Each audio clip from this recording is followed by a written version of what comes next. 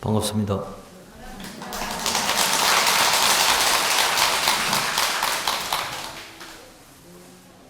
저는 범어사 검정불교대학을 담당하고 있는 교육국장 선법이라고 합니다. 그런데 제가 간음제일은 처음입니다. 계속 지장제일을 들어갔다가 이제 간음제일은 처음 들어왔는데, 제가 이게 범어사 강원을 졸업할 때도 기도를 주로 지장전에서 했습니다. 지장전에서 계속 기도를 했고, 그때 간음전에 엄청 성황을 누릴 때요. 그때도 아마 다니신 분 계시겠죠, 그죠? 근데 제가 지장전에서 완전히 다 썰어버렸어. 지장전에 다 모인 거야. 그래가지고 기도를 한때 했었는데, 왜 지장전하고 인연이 있었냐면, 저희 은사 스님이 이제 법화경을 공부하시다가, 노스님이 이제 지장경을 공부하시니까 지장경을 이제 물려주신 거라. 그래서 당신도 지장경을 공부하고 지장경에 대한 법사로 지금 활동을 하고 계십니다. 그러다 보니까 저도 이제 지장경하고 인연이 많았어요. 여기 이제 교육국장 와가지고 법문을 하는데도 꼭 지장제일만 여쭈더라고. 왜냐면 저는 이제 말사가 지금 없거든요. 그러면 간음제일이나 지장제일 어디에도 상관없는데 꼭 지장제일만 여더라고. 근데 갑자기 간음제일이 더 인한 거라. 그래서 이제 간음의 시대가 왔나? 왜 그렇게 말씀드리냐면, 우리 이제 여러분 관세음보살님 잘 아시죠? 계속 기도하시잖아. 그죠? 이 관세음보살님이 본래 보통 우리가 아까 반야신경 할 때 관자재보살 나왔죠? 그분이 관세음보살이에요. 같은 분입니다. 같은 분인데, 이 관세음보살은 이제 관이라는 의미 자체가 사실은 모든 경계를 비롯해서 이 모든 것을 다 받아들이는 거예요. 그러니까 즉 같은 것도 다른 것도 또 같지도 않고 다르지도 않은 것도 다 받아들여서 그걸 일체를 다 관하는 게 관세음보살님 모양이에요. 그리고 이제 우리가 이야기하는 세음이라고 하는 것은, 그 세자는 세상 세자, 우리가 세계 할 때 세자 쓰는 건데, 그거는 자체하고, 그거는 어떤 의미냐면, 우리가 간세음 하면 볼간자에다가 세음은 뭐예요? 세상의 소리죠. 맞아요? 그럼 세상의 소리를 뭐 하는 거예요? 관하는 거 보는 거죠. 근데 사실 이게 중국말이야. 우리말은 어찌 되냐면 세음관이에요. 세상의 소리를 뭐 한다? 관한다. 이래 되는 거예요. 근데 우리가 중국에서 이렇게 불교를 받아들이다 보니까 거의 중국 문화가 막 들어온 거예요. 그래서 이제 관세음이 된 거예요. 그건 세음관보다는 관세음이 낫죠. 그죠? 근데 이제 인도말로 관세음은 무슨 말이냐면 바로길 젖세입니다. 어렵죠? 빨리어가 바로길 젖세라. 바로길 젖세가 뭐예요? 관세음보살이라. 어느 게 더 좋아요? 관세음보살이 훨씬 낫네. 그죠? 이 관세음보살은 사실은 정말 옛날에 성불을 하신 분입니다. 부처님이었어요. 아십니까? 들어본 적 없어요? 그 부처님의 명호가 뭐냐면 정법명열애입니다. 정법명열애로서 성불을 하셨는데, 당신이 왜 또 관세음보살로 나왔느냐? 그 이유는 우리가 당신이 이제 이 사바세계가 없어지질 않아요. 그래서 그 사바세계에 이제 불법을 받지 못하는 중생들에게 그 불법을 알려주고 중생 구제를 하기 위해서 다시금 보살로 화연을 하신 거예요. 그래서 언제든지 부처님이 될 수 있는 분인데 이제 보살로서 지금 우리가 살고 있는 이 현생에 계속 간세음 보살로 저희 곁에 있는 겁니다. 그래서 이제 이 우리가 간세음 보살 할 때 그 음이라는 게 어떤 음이냐면요. 음은 소리죠. 음이라 한자로 해서 소리인데 이 소리는 어떤 소리냐면 그 우리가 이야기하는 보통 이제 저 사람은根기가 안 돼. 이런 말 듣죠? 맞잖아. 저根기가 약해서 안 된다. 저는根기가 뛰어나다. 이렇게 이야기를 하는데 이 음이라는 게根기를 뜻합니다.根기를 뜻해요. 그래서 이 사람의 한테根기는 네 부류가 있습니다.根기가. 자, 우리가 이제 사람 또는 하늘나라에 난 사람이 가지는根기가 있습니다. 그러면 두 번째는 뭐가 있냐면 이성의 근기인데 이때 성자는 술의 성자예요. 그 이성은 보통 우리가 불교 공부하면 나오는 건데 성문 연각을 이야기합니다. 들어보셨어요? 성문이라는 것은 뭐냐면 부처님의 소리를 듣고 깨달음을 가는 거고 연각은 뭐냐면 12인연을 가지고 스스로가 깨달은 거예요. 그래서 그 두 성인들을 우리는 이성이라고 합니다. 두 수레, 성문과 연각.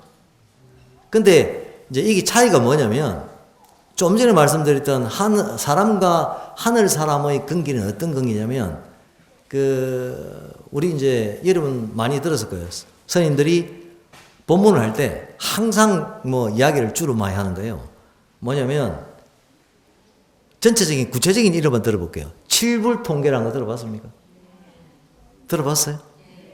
안 들어보시면 제가 말씀을 드릴게요. 칠불이라는 것은 현생으로부터 해서 저 오랜 세월 7분의 부처님을 이야기합니다.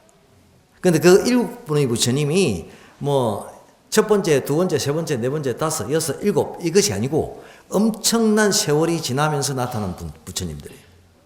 그래서 이제 그 7분의 부처님이 칠불이 통일을 시켰어. 통합을 시켰어. 뭐로? 계율을. 어떤 계율이냐? 이건 꼭 지켜야 된다. 우리 중생들에게 이거는 꼭 지켜야 돼. 어떤 중생? 사람이나 하늘에 태어난 중생들에게 꼭 지켜야 된다고 한 게 뭐냐면 칠불통계계입니다.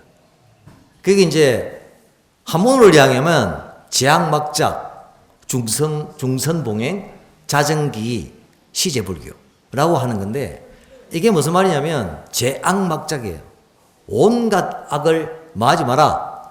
저지르지 마라. 나쁜 짓 하지 마라. 아시겠습니까? 두 번째는 중선봉행이라는 것은 그냥 여러 선이 아니라 온갖 선을 받들어 행해라. 그냥 선을 받드는 게 아니라 받들어서 뭐 해야 된다? 우리 몸으로 행해야 된다. 그러면 자정기의라. 스스로가 그 마음, 기의는 기심이라고도 하는데 그 마음을 스스로 깨끗하게 해서 깨끗하게 하라고 하셨어요. 그리고 말씀하신 게 시제불교. 이것이 제불교, 모든 부처님의 가르침이다. 라고 말씀을 하신 거예요. 그게 누구의 근기다? 아니지. 사람이나 하늘에 태어난 사람들의 근기에게 그렇게 하라고 말씀하신 거예요. 이해되십니까? 그래서 우리는 뭐 해야 된다? 나쁜 짓 짓지 않고 착한 일 하고 그 뜻을 깨끗하게 해서 부처님의 가르침을 따라가야 된다. 아시겠습니까? 그게 이제 근기에 대한 사람과 하늘 사람에 대한 근기예요. 그러면 좀 전에 이야기했던 성문연각이라는 이성의 근기는 뭐냐? 그분들은 성인이에요. 성인. 우리가 이야기하는 아라한들이에요. 아라한들의 근기는 어떤 거냐면 아라한들은 뭐를 싫어하는 줄 아십니까? 아라한들은 태어나고 죽는 걸 싫어합니다. 생사를 싫어합니다. 생사를 싫어하고 뭘 좋아하는 줄 알아요? 좋아하는 게 뭘까요? 뭘 좋아하겠어? 여러분이 생각해요. 여러분이 이제 성인이야. 다 이제 일반적으로 해서 우리가 깨달았다고 해. 그럼 뭘 좋아해요? 아무도 좋아하지 않나? 열반을 좋아합니다. 열반이라는 것은 다른 말로 하면 열반을 우리말로 풀면 번뇌를 싹 없애는 거예요. 그냥 번뇌가 없어지는 게 아니라 이 깨달음을 가진 성문이나 영각이 되신 분들이 번뇌 자체를 의도적으로 없애버리는 거예요. 그게 열반입니다. 아시겠습니까? 열반 그러면 열반이라는 단어는 알겠는데 무슨 뜻인 건 모르잖아. 그 열반은 뜻이 뭐야? 우리가 일어나는 모든 고민이나 괴로움을 다 싹 뭐 해버리는 거? 없애버리는 거. 누가? 스스로가. 옆에서 없애줘요? 아니요. 스스로가 없애야 됩니다. 그게 뭐다? 좀 전에 말씀드린 성문 연각의 근기입니다. 성문은 주로 뭐로 갖고 깨닫느냐면 부처님 하면 딱 생각나는 게 뭐예요? 제가 이야기할게요. 고집멸도입니다. 사성제. 이 세상은 괴로움이다. 그리고 이 세상의 괴로움은 이것 때문에 일어났다. 그리고 이 세상의 괴로움을 다 없애야 된다. 다 이 세상의 괴로움을 없애는 방법을 제시했다. 이게 뭐다? 고집멸도야. 이게 세상은 정말 괴로움이야. 두 번째 집이야. 집은 뭐야? 집은 이 괴로움이 발생한 원인이야. 이게 이제 괴로움을 알게 됐고, 그 괴로움이 왜 일어난지를 알게 됐어. 그럼 어째야 된다? 괴로움을 없애야죠. 멸시켜야 되는 거야. 그럼 그냥 없어지나? 네 저리 가. 네 오지 마. 그러고 없어지나? 아니잖아요. 그래서 부처님이 도를 이야기하죠. 멸도에서 도. 도가 뭐냐면 8가지를 딱 가르쳐 주신 거예요. 그 8가지가 우리가 잘 아는 팔정도예요. 그 이제 이 이야기하면 옆으로 샌다. 그래서 이야기를 해야지. 팔정도는 뭐냐면 정견, 정사유, 정어, 정업, 정명, 정정진, 정념, 정정 이렇게 되어 있어요. 근데 제일 중요한 게 뭐냐면 정견입니다. 정견. 바른 견해, 올바른 견해. 무슨 말이냐면 바로 보고 바로 이해를 해야 돼. 그럼 뭘 바로 보고 바로 이해해야 될까요? 제가 질문을 한 게 하는 거예요. 뭘 바로 보고 바로 이해해야 돼?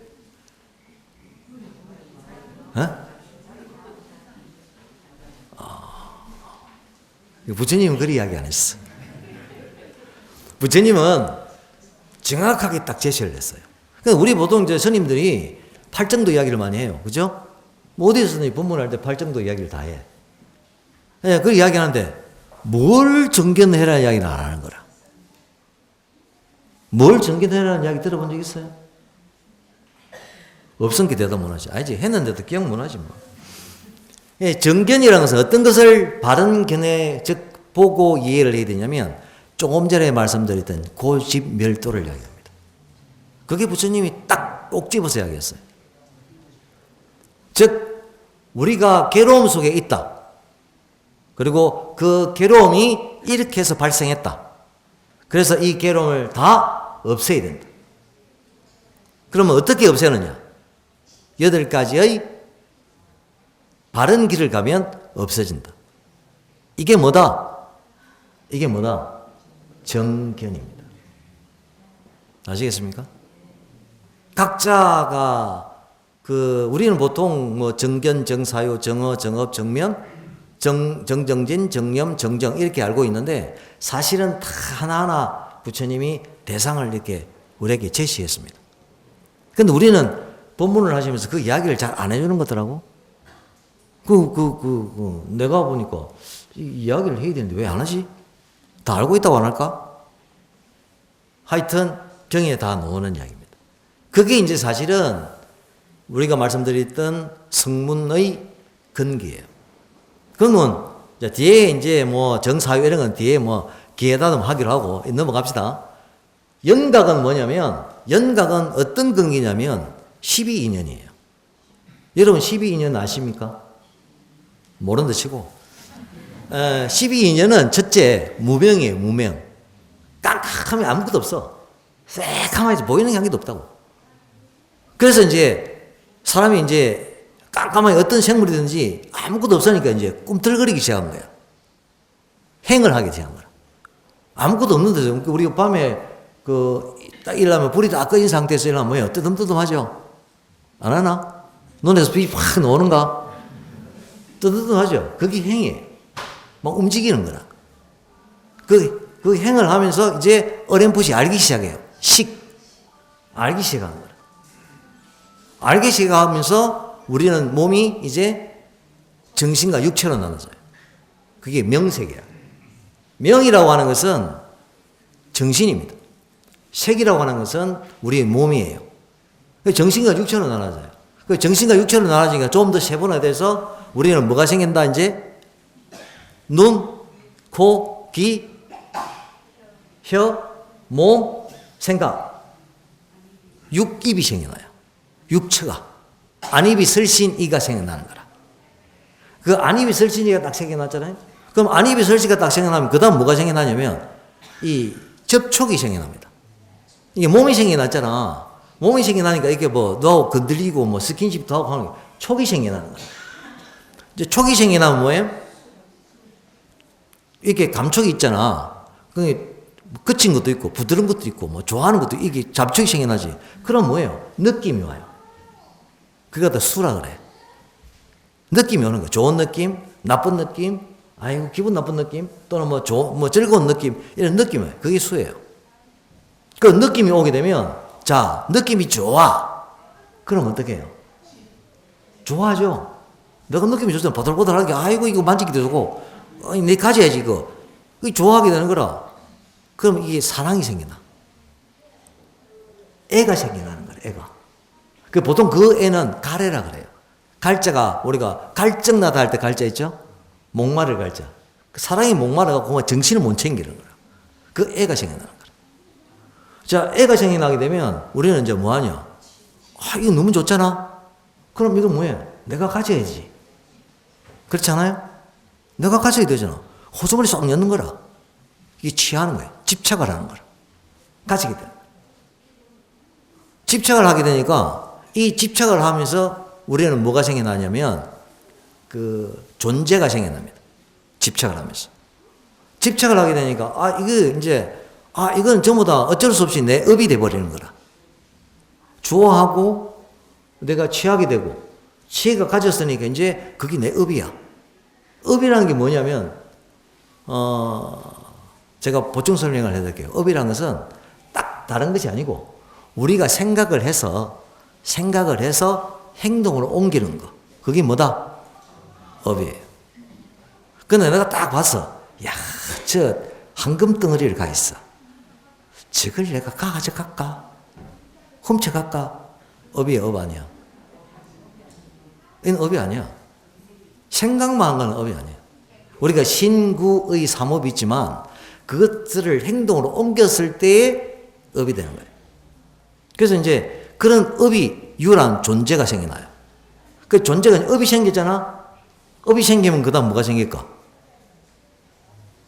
우리가 태어나는 거라. 우리는 전부 다 업으로 사는 거예요. 업으로 죽고. 그래서 여러분이 생각할 때 우리는 죽으면 영혼이 싹 날아가서 염라전에 가서 내가 얼마나 잘했고 못했고를 딱 받아갖고 또 깨놓고 아니야. 뭐다? 업이 날아가. 그래서 그 업이 존재하면 우리는 뭐 된다? 태어나게 돼요. 태어나면 어찌 되지? 늙고 병들어 죽게 됩니다. 그게 12개의 인연법이에요. 무명, 행, 식, 명색, 유깁, 촉, 수, 애, 치, 유, 생, 노사. 이렇게 도는 거예요. 이건 누구한테서 받는 거냐면 스스로가 깨친 게 우리 부처님이 그렇게 깨친 거예요. 석가모니가. 부처님한테는 스승이 없었어요. 스스로가 그 이치를 깨쳐서 우리에게 부처님의 가르침을 전달해 주신 거예요. 그게 이제 아까 이야기했던 두 술의 이성의 근기입니다. 그럼 보살의 근기는 뭐냐? 보살의 근기는 보살은 뭐 하는 거예요? 간세음 보살 가서 기도 많이 하잖아 우리. 보살은 뭐 하는 거예요? 보살은 남을 도와주는 겁니다. 남을. 자기도 돕고 자기도 이롭게 하지만 자기가 아닌 다른 이들을 도와주는 거예요. 다른 이들을 앞에 내세우고 자신은 뒤로 빠집니다. 그래서 중생들에게 즐거움을 줘요. 그리고 중생들의 괴로움을 또 건져내 줍니다. 그게 뭐다? 자비입니다. 연결 안 되죠? 중생들에게 즐거움을 주는 것을 뭐다? 자예요. 자비의 자자입니다. 중생에게 즐거움을 주는 게, 즐거움과 기쁨, 사랑을 주는 게 뭐다? 자입니다. 자. 그럼 중생의 괴로움을 가지는 그 괴로움을 건져내주는 건 뭐예요? 비라고 하는 거예요. 그게 누구다? 보살의 근기입니다. 지금 내가 지금 뭔 이야기 하려고 이야기하고 있느냐? 지금 할 이야기. 마지막에 할 이야기. 누구의 근기다? 부처님의 근기. 그럼 부처님의 근기는 여러분은 부처님 근기를 다 가지고 계실까? 뭔 질문하면 조용해. 제가 불교에 대해서 수업하면서도 뭐 질문하잖아? 딱 쳐다보면 조용. 근데 그게 어려운 게 아니고, 부처님의 근기라는 것은 사실은, 우리가 이제 불교 공부를 하다 보면, 만유불성이라는 이야기를 하셔요. 그러니까 이제 온갖 중생들, 삼라만상의 중생들에게는 뭐가 있다? 부처님의 성품이 있다는 거예요. 여러분 다 뭐가 있다? 부처님의 근기가 있다는 거예요. 근데 왜 모를까? 안 찾아본 게 모르는 거라. 찾아 뒤져보면 오는데 골동품처럼 구석에 처박 하나 놓고 안 찾은 게 모르는 거라. 그래서 이제 부처님의 근기는 사실 온갖 차별이 없고 일체의 한 가지 행동으로서 생사를 건너는 것이 부처님의 근기입니다, 사실은.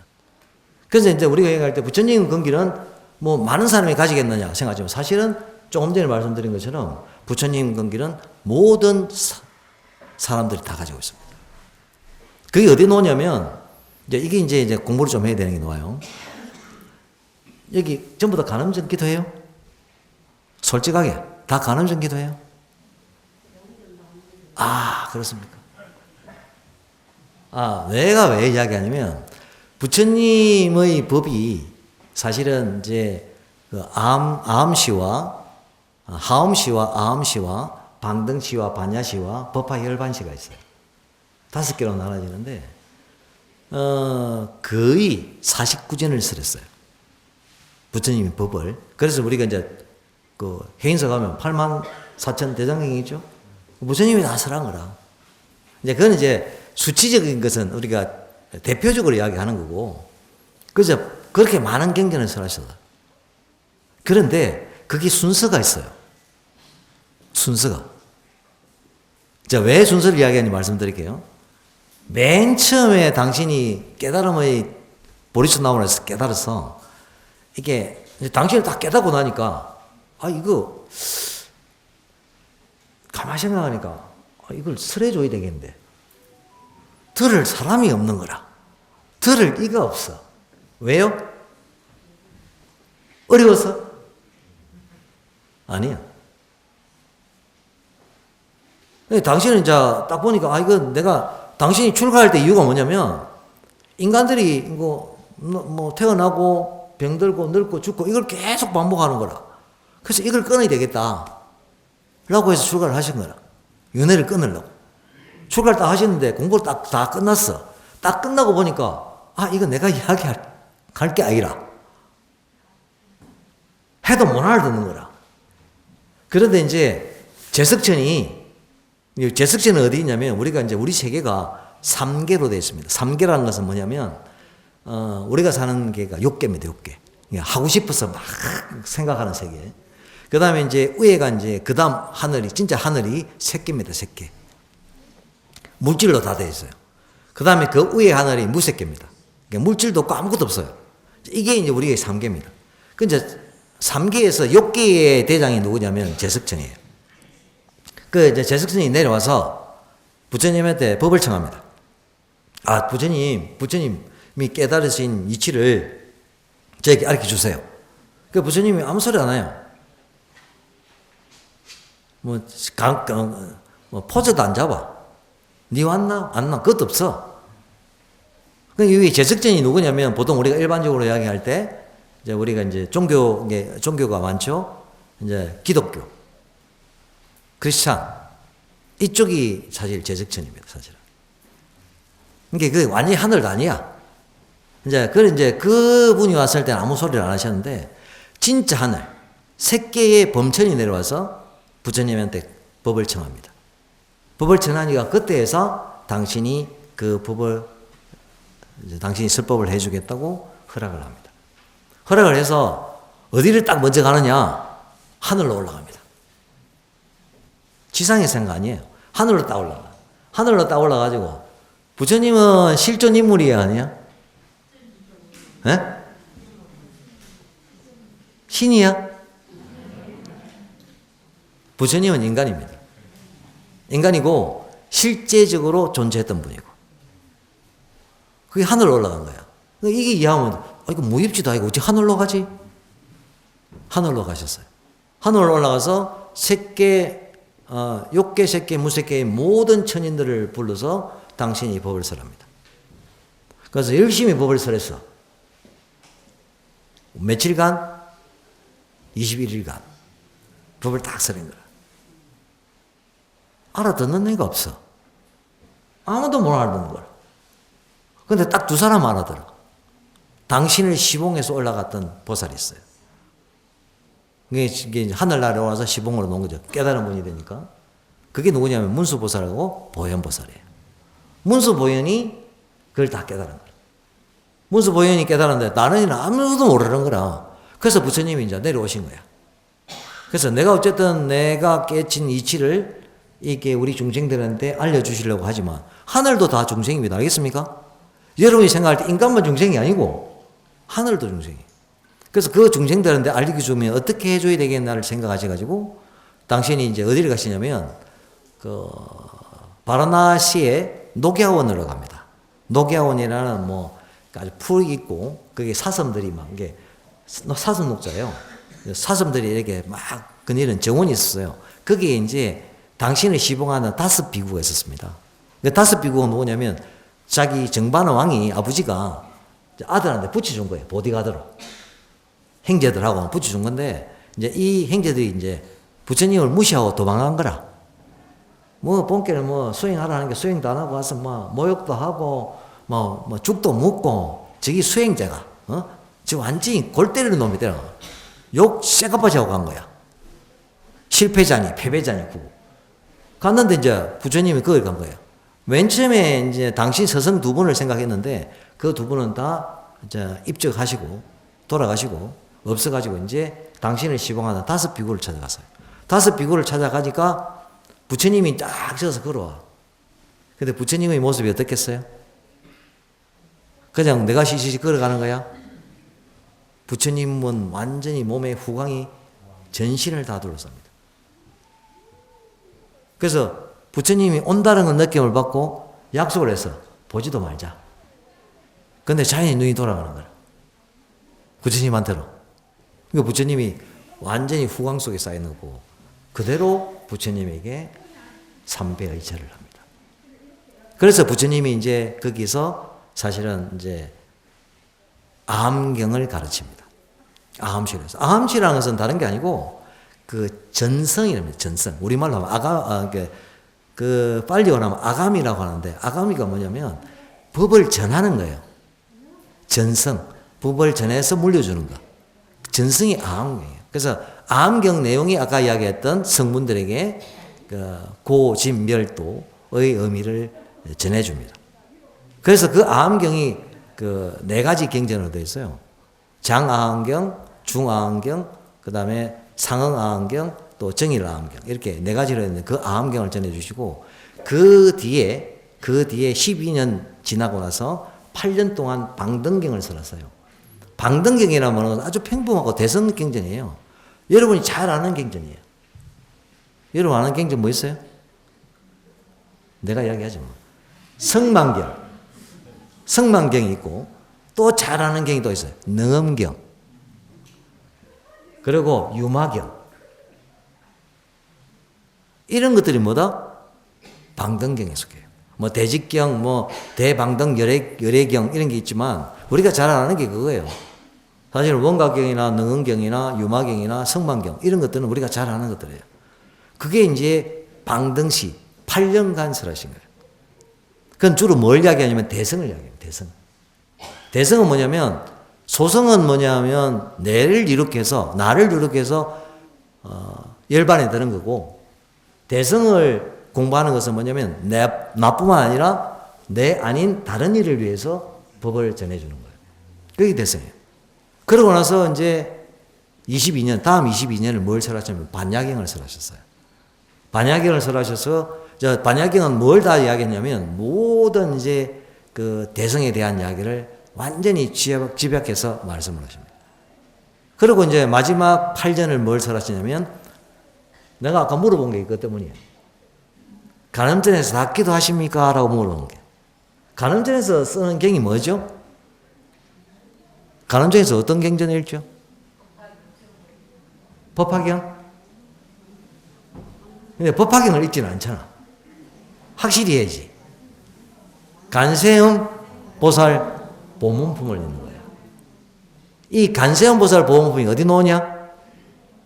법화경에 나옵니다. 그래서 내가 오늘 대단한 걸 알게 된 거라. 와, 이 간음전 장난 아닌데 가장 핵심인 법화경을 간음전에서 하고 있는 거예요. 근데 여러분 알아요, 그게? 간음전이 대단한 경전이지. 법화경이 앞에 암시, 방등시, 반야시는 전부 다 게임도 안 돼요. 부처님이 이 땅에 오신 이유가 뭐다? 질문, 뭐다? 뭐 때문에 오셨겠어요? 법화경 때문에 오신 거예요. 법화경을 설하러 오신 거예요. 앞에 놓는 암이나 방등이냐 반야는 성문을 만드는 거예요. 아라한들. 그리고 아라한들이 이제 보살화돼서 이제 자기도 이해하지만 남도 이해해주는 개념이 간 거예요. 근데 진짜는 뭐 하러 오셨냐면 법화경을 설하러 오셨어요. 법화경의 가장 근본 취지가 뭐냐? 부처님 되는 거예요. 이해하십니까? 부처님 경전 중에 부처님 되는 건 뭐 빼없다? 뭐 빼없다? 대답을 안 하네. 따라하세요. 법화경. 법화경이 부처님이 이 땅에 오셔서 우리에게 알려주고 싶었던 내용입니다. 사실은. 근데 법화경을 공부하면, 예를 들어서 이제 법화경은 두 파트로 나눠집니다. 28품까지 되어 있는데, 1품부터 14품은 싹 다 옛날 이야기야. 왜냐면 옛날 부처님들이 막 나와. 근데 15품부터 28품까지는 뭐냐면, 그냥 우리가 생활하는 이제 간세음 보살부터 시작해서 뭐 다른 여러 보살님들이 막 나와요. 실질적으로 나오는 거예요. 근데 그거는 별 문제가 없는데 14품 앞에는 전부 다 부처님의 비유를 드러났지만 다른 어떤 비유냐면 다 부처님, 옛날 부처님을 끄집어 당겨서 이야기를 드러난 거예요. 그래서 그 앞에 공부를 시작하면 머리가 아파. 이 뭔 소리야? 내가 법화경을 독송할 때는, 독경할 때는 아무 의미가 없었는데, 아무 생각이 없었는데, 이거 수업을 들으니까 골치가 아픈 거라. 뭐 이리 알 게 많아. 이유가 그거예요. 부처님이 뭘 만들려고 하셨냐면, 우리 중생들에게 이 길을 가면 여러분은 뭐가 된다? 부처가 된다. 라고 제시한 게 뭐다? 법화경이에요. 그래서 한자로 쓰면 이제 이렇게 이야기해요. 보통 법화경을 딱 첫 장 펴면 이렇게 돼 있어요. 개견 10개자 개권 현실 즉 개삼 현일 이렇게 돼 있어요. 무슨 말이냐면 권이라고 하는 것은 방편입니다. 방편을 열어서 나타날 현자예요. 현실이에요. 즉 진실 진여, 실제의 모습, 이것을 나타내 주는 거예요. 그게 뭐냐면, 그러면 방편인 것은 뭐야? 조금 전에 설명했던 성문, 영각, 보살, 이건 다 방편이에요. 그 방편을 열어가지고 뭘 나타내 주려고? 부처, 실, 진리, 진여, 부처를 나타내려고 하신 거예요. 그래서 그걸 갖다 다시 이야기해서 개삼현일이라고 해요. 개삼현일은 무슨 말이냐면 그 삼은 뭐예요? 성문, 영각, 보살을 열어서 현일, 하나, 누구예요? 부처를 나타낸다. 그게 부처님이 이 땅에 오셔서 마지막으로 하신 거예요. 근데 왜 그러면 41년 동안을 다른 걸 설하시고 마지막 8년을 설하셨느냐? 못 알아들었어. 우리 중생들이 알아듣지를 못해서. 알아듣게 만들려고 차근차근 꺾고 온 거예요. 그리고 마지막 8년 동안 부처님이 법화경을 설하셨어요. 그런데 부처님이 이제 가셨어요. 열반에 들어가셨어. 그러고 이제 우리 우주 속에 우리와 같이 계셔, 사실은. 있는데, 이제 부처님이 이제 보시겠죠? 예, 8년을 마지막에 투자를 했지만, 남긴 건 있죠? 가늠 전에 남기는 거야. 뭐를? 간시한 보살 보문품을. 이해됩니까? 그리고 지금 이제 불교대학에서 법화경을 제가 강의를 하거든요. 그럼 내 또 남겼잖아. 그래서 당신이 남기신 거를 왜 내가 그러면 강의를 하느냐? 이제 진짜 부처님이 남기신 걸 알게 주려고. 어렵지만 좀 더 이해를 시켜서 알게 주려고. 그래서 이제 그 강의를 시작한 거예요. 그래서 아까 이야기했듯이 이 부처님의 건기라는 것은 말 그대로 모든 차별되는 것을 없애고 가장 그 하나로 걸림이 없이, 즉 오직 하나의 실천, 즉 일승, 부처가 되는 길을 가서 생가사를 벗어나게 하시려고 한 거예요. 그래서 그게 뭐라? 간세음이에요. 그래서 뒤에 보문이 붙죠? 보는 뭐냐면 넓을 보자예요. 그거는 이제 한자적 이야기지만 그 의미를 왜 넓을 보로 썼냐면 이 넓을 보를 풀면은 널리 영향을 미친다는 뜻입니다.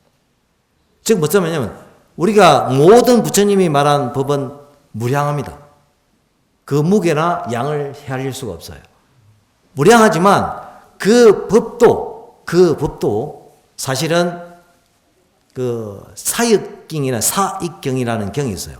그 무슨 이제 거기 본문을 이야기하면 사익 범천 소문경이라는 거예요. 그럼 이거는 뭘 이야기하느냐면 평등과 둘이 아닌 우리가 이야기한 고신멸도의 사성제와 그리고 보살들이 발심해서 정진하는 것. 그리고 이제 하늘에 있는 사람들이, 하늘인들이 부처님의 법을 수호하는 그런 내용을 담고 있는 게 사익 범천 소문경이라는 거예요. 거기 보면 이런 말이 나와요.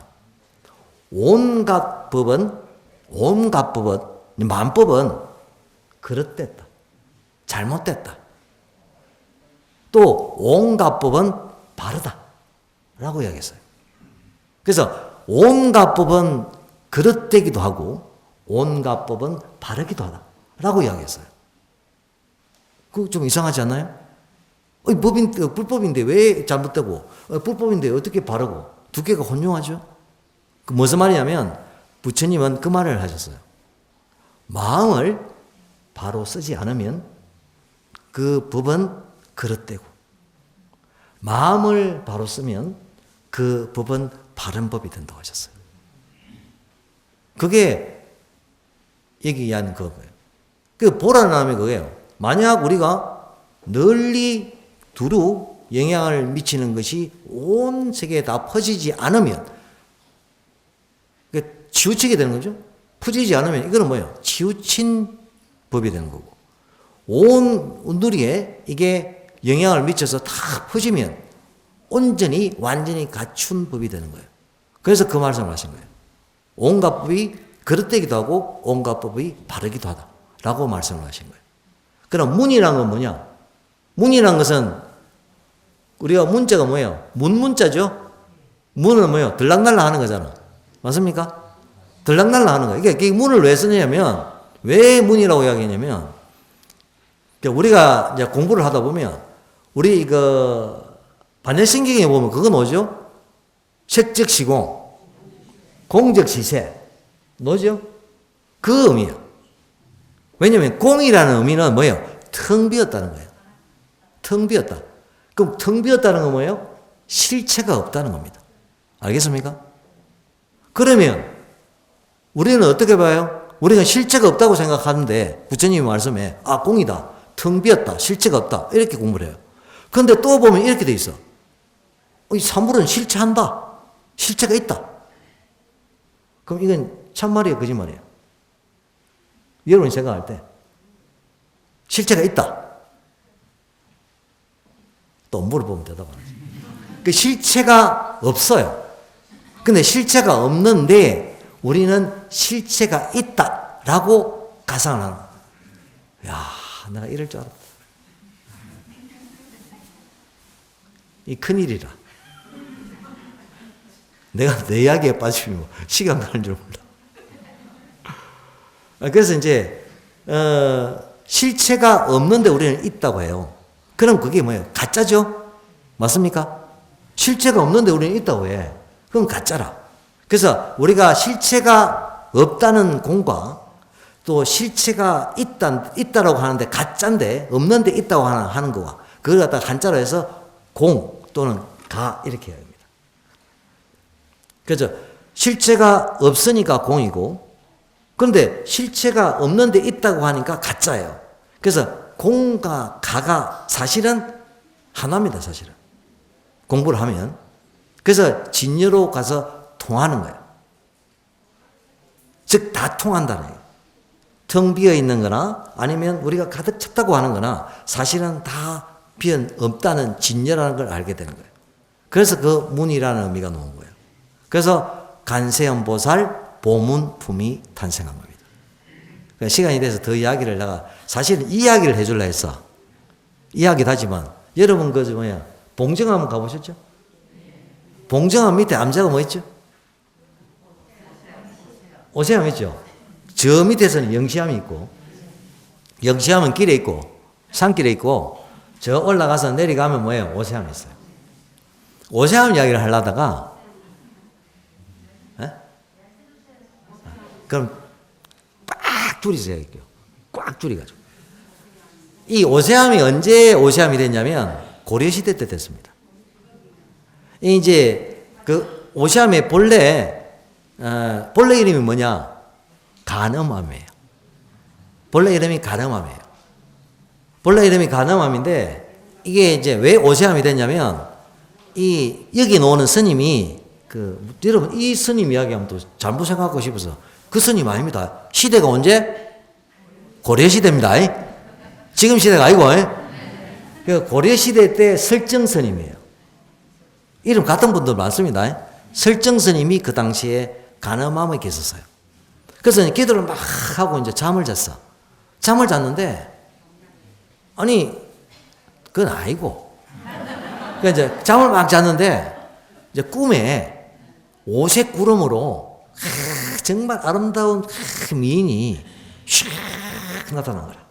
나타나고 막 스님을 깨배내라. 스님, 빨리 일어나세요. 빨리 일어나서 고향을 가보세요. 라고 한 거야. 이 출가한 지 30년이 넘은 스님인데, 고향을 가라는 거야. 그 이 스님이 자다가 뿔떡 일어나가지고, 이 뭐지? 일어나보니까 방에는 우리가 향을 피우잖아요? 향내가 쫙 한 거야. 그건 아무도 없어. 이게 뭐지? 이렇게 하고 있다가 가만히 생각하니까 꿈에 오색구름을 타고 정말 아름다운 미인이 쫙 와가지고 막 자기를 깨밴 거라. 간세음보살 집에 오셨구나. 왜냐면 간음 기도를 하고 있으니까 간음암이 돼가지고 간세음보살. 근데 왜 간세음보살이 내보고 자꾸 고향을 가라 하지? 그래서 아침에 예불을 마치고 이야기는 빨리빨리 갑니다. 예불을 마치고 이제 고향을 간 거라. 고향 가는데 이제 강원도에서 설악산에서 충청도까지 가려고 하면 꼬박 3일을 잠도 안 자고 걸어가야 돼. 왜냐면 그때 걸어가야 되니까. 그래 이제 걸어갔지. 걸어가서 30년 만에 고향을 방문한 거라. 고향에 딱 들어갔는데 고향이 뭐냐면 이제 옛날에는 뭐예요? 전부 다 같은 성씨들이 살아요. 집성촌이야. 그런데 고향에 딱 들어섰는데 이 보기 고향이 엉망이라. 완전히 뭐 사람도 안 사는 것 같고 완전 황량하고 집은 있는데 뭐 잡초들만 무성무성하고 막 이상한 거라. 그래서 이제 부터 이제 자기 생활 때 그때는 뭐 큰 집, 작은 집 또는 뭐 행님 집 이래하고 막 있었는데 이제 뭐 그게 없잖아. 그래서 자기 집을 찾아간 거예요. 자기 집을 딱 찾아가니까 자기 집도 텅텅 비었어. 비어가지고 뭐 잡초만 무성하고 뭐 밀풀, 보리풀 이런 것만 살아있고 뭐 사람 인적이 없는 거라.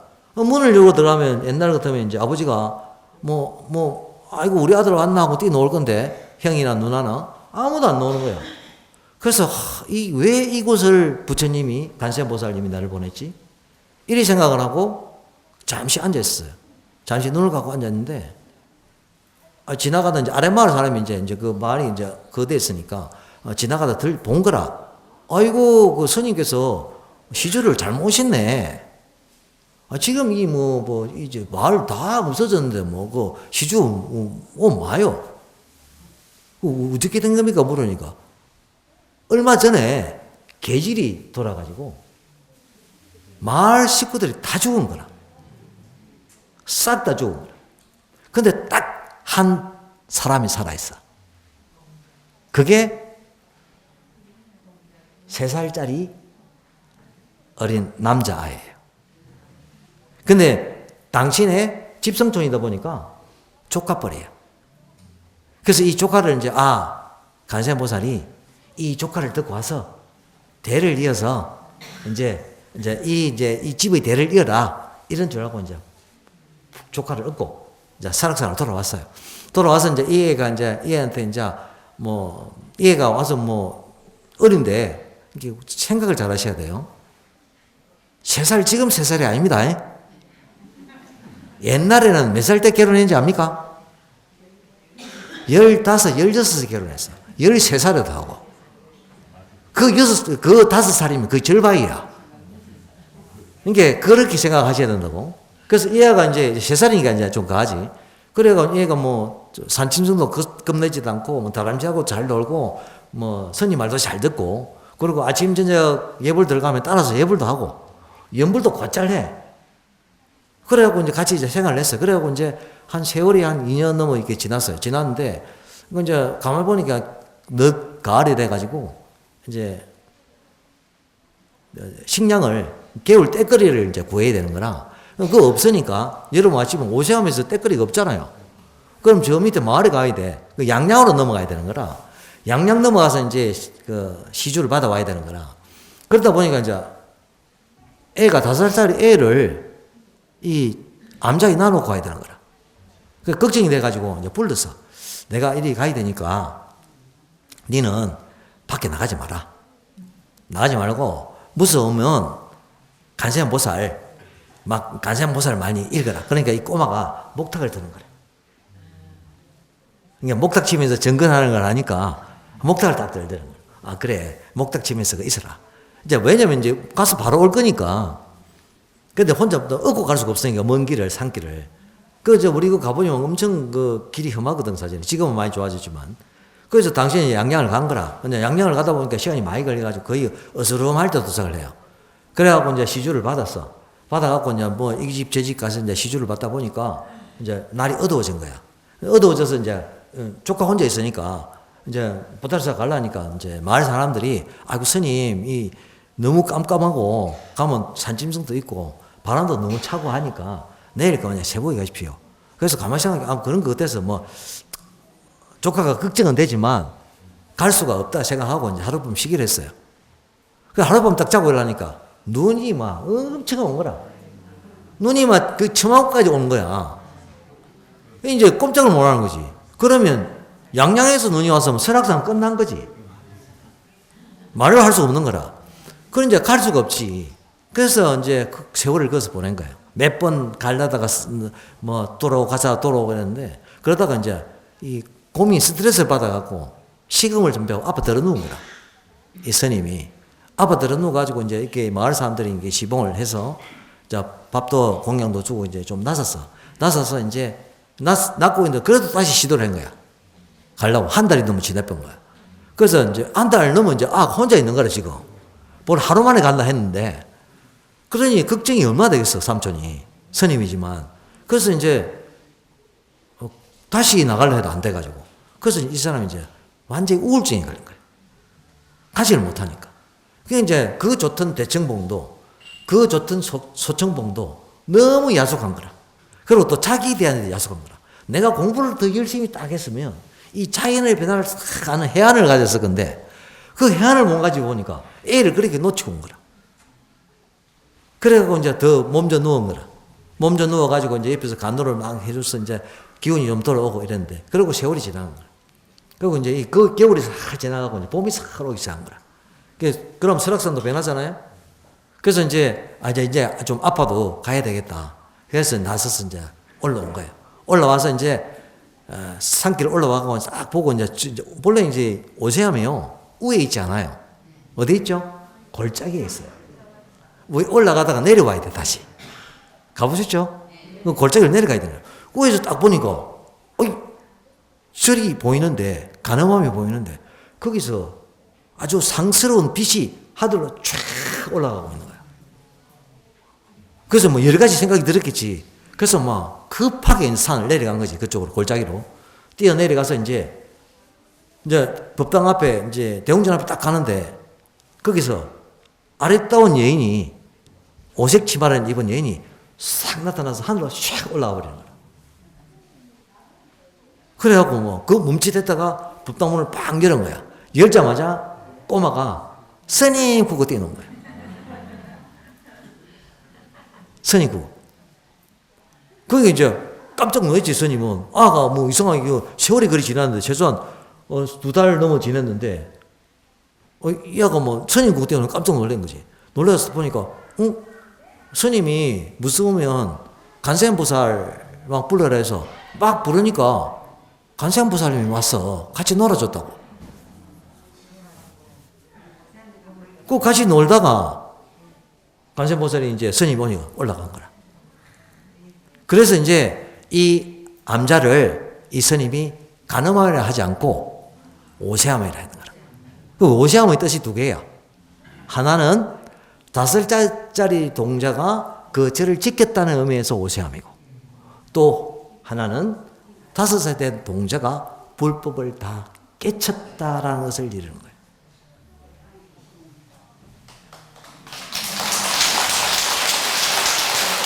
그래서 이제 그 이야기가 이제 오시함이라는 게 만들어지고 그 오시함이 이제 여러 가지 사건들로 이래 가지고 뭐 조선시대에 이렇게 쭉 내려오면서 이제 많이 불타버렸어요. 불타버리고 6.25 때 완전히 불타버렸어요. 근데 방 한 칸만 싹 나가졌죠. 방 한 칸만 나와졌는데 지금은 어째요? 가보신 적 있습니까? 지금은 그래도 법당도 있고 요사체도 있고 다시 이제 중창을 해가지고 다시 이제 오세함으로서의 모습을 갖추고 있습니다. 오늘 본문은 여기서 마치겠습니다. 감사합니다.